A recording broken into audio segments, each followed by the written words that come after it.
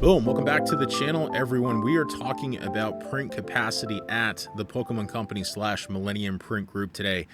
Everyone wants to know, are they increasing capacity? We're going to talk about that. First, before we get into things here, let's talk about what the Millennium Print Group is. It is a subsidiary. It is a company owned by the Pokemon Company International, purchased in 2022. This is the Pokemon Company's way of getting a greater hold on the printing process for Pokemon cards. It makes them extremely nimble in terms of being able to turn on and off production capacity. Pokemon cards are not the only thing that the Millennium Print Group produces. You can see here, there's other products that they make, but certainly gives the Pokemon Company a leg up versus other cards in that, again, they can add essentially a fairly quick time frame, increase production, and get product to market fast. There's a lot of other complexities in that. People talk about, I hear this talked about often, how the Pokemon Company needs about 6 months to react to the market, and that's not necessarily true. That's not the entire thing. The Pokemon Company realizes that a product is hot and realizes that need pretty quickly. The issue is, can they actually react to that need as fast as people give them credit for? They have access to a production company, a print production company here, but there's a lot more that goes into it. That they may be in the middle of a production run. They may be in the middle of a customer's production run producing something else. They may be, just because they want to print cards and they can print cards, doesn't mean they have the supply chain for all the other bits and pieces needed to fulfill that product. You can see there on the screen, they were actually just filling some ETBs. ETBs have a bunch of other crap inside of them, right? They don't produce all those things. Some of those things have to come in, likely from overseas, and so they can't print those. All these dependencies have to be met in terms of supply for them to be able to produce that product. Which, again, I think proves out that theory that booster bundles just being so simple to produce from a packaging standpoint. It's couldn't be simpler, right? A very easy thing to produce. I think that's why they're pushing that out. I think it's easier for them to produce. They don't have to fill any other product, any bits and bobs in that product. So I think that's huge here. The other thing, there's many reasons why we haven't maybe seen them increase print production capacity. My guess is they are likely maxing out their current capacity, meaning they're utilizing their equipment to their max 24 hours a day, 7 days a week, or as close to that. I would have a hard time believing that they haven't. There's money to be made if they do so. I think there's probably some thought process and reservation about them not wanting to overprint things. But I think they fully know that they need to get product into the hand of collectors. Look at all the work that they've been doing on the Pokemon Company website in the last few weeks and the last couple months, trying to add additional capability there in terms of making sure bots aren't getting the product, getting it into the hands of people. They don't have to do that.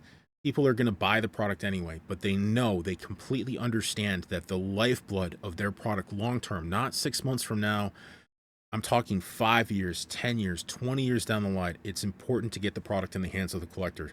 And I give them I give them a ton of credit for doing that. So before people get mad that, hey, they're not printing as much as they could be doing more, but there's risk there. Let's talk about that for a second.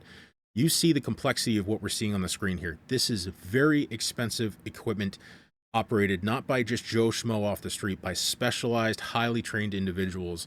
This is expensive stuff, and it takes time to procure that equipment from manufacturers, to deploy it and install it and get it up and running, and then get people trained on running it, right? A lot of those things have to align.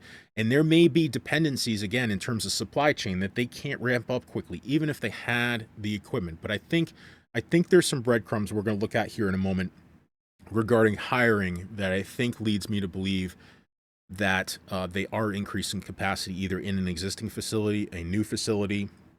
Maybe they're upshifting or flexing up in terms of production capacity in another shift. I have worked in production manufacturing, print production manufacturing in the past. Actually running a production facility, nothing to do with Pokemon cards, but one of the few levers that we could pull was adding additional shifts, right? So when we knew in times of the year when we would have to flex up, or have to meet certain demands and certain capacity, we would flex up and add additional shifts and train people and and flex that up to maximize the use of our capex, of our equipment on the floor.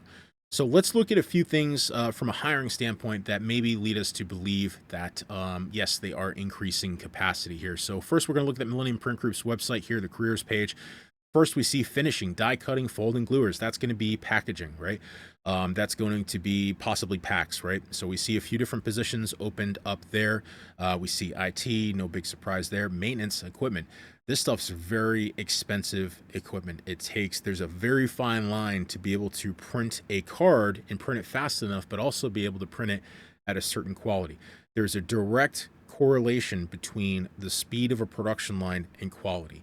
And we've seen that quality go up and down. We see gem rates fluctuate massively between sets, and I guarantee you it's related to how fast these machines were running. That was one of the hard parts about running a production facility is it's extremely, I don't want to say counterintuitive because it is intuitive, but it's very hard to play defense on saying, hey, I'm not going to overrun this equipment because I'm going to get a direct image quality hit.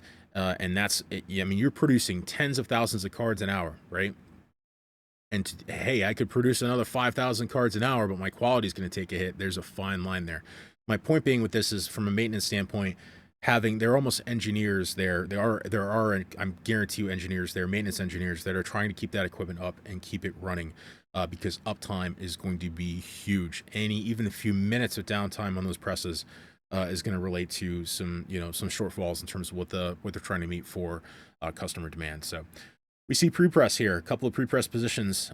These are pretty important positions. This is not like your printer at home. You click print. These are very complicated pieces of equipment that you have to get files pre-flighted and ready to go before they get out to the printer. And then we have press operators themselves. So we get a bunch of press operators here, and those are the people running the machine. And these are highly trained individuals. Typically, press operators are in that type of press that they're used to, that they've run and been highly trained on, and they do it for decades. Very, very important position here. The lifeblood of your shop is that press operator. They know, even from the sound of the machine, a change in the sound of the machine, that something is right or something is wrong. We see some production managers here too. We have a finishing inventory supply manager, manufacturing engineer, plant manager of packaging operations here. So we see, again, a lot of additional positions that could be related to additional production lines. And then we see quality. Obviously, quality is a huge issue here, a huge point of contention sometimes when it comes to Pokemon cards. Quality matters tremendously. So I think with the number of positions that we're seeing here, it could be shift related. These could be all backfill positions. I have no idea. Again, I don't think anything is definitive here, but I think there's a pretty clear, I would take a guess and say that this is, given the number of positions here, this is related to additional production lines. So that's new equipment with new operators to expand the level of production and meet additional key performance indicators as it relates to volume of printing. And then lastly, I saw this senior project manager for TCG print production from the Pokemon Company itself, based in Bellevue, Washington. So this would likely be, this is a project manager, and this is your liaison probably between the Pokemon Company and Millennium Print Group themselves. So they would make sure that all the dependencies regarding the final product that we're trying to get our hands in, that we so much enjoy, making sure the artwork's on time, making sure the print ready files are on time, making sure all the things, it's really time and temporal based in regards to keeping everything on track to be able to give Millennium Print Group what they need to get started on time to make sure we have what we need for release day.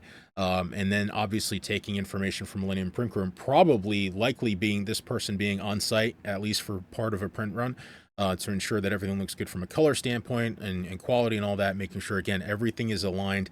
And then all that information is getting reported and escalated up to senior leadership to make sure everything's going well. So this person would be very much involved with production, planning for production, and then delivery of the final product, all across the entire chain of events that have to happen to get product out the door. So and this position was actually possibly filled or just removed from the website here, or just deactivated on May 8th. So this is a very recent one. So this was, when I saw this, I'm like, between the number of print jobs that we saw at Millennium Print Group and then this, again, I'm leading, and this could be a backfill position, but I'm going to go out on a limb and guess that they're adding at least one or two additional production lines to meet capacity. I mean, that trend for volume has increased in the last few years.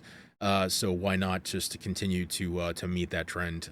But again, the companies, the amount of money that has to go into this stuff is not a small amount, and they cannot have production lines sitting empty that have to be depreciated over time, that have maintenance costs. There's people there. They don't want to have that equipment sitting there. They're still part of a publicly traded company at the end of the day, and that's not going to look good come reporting time.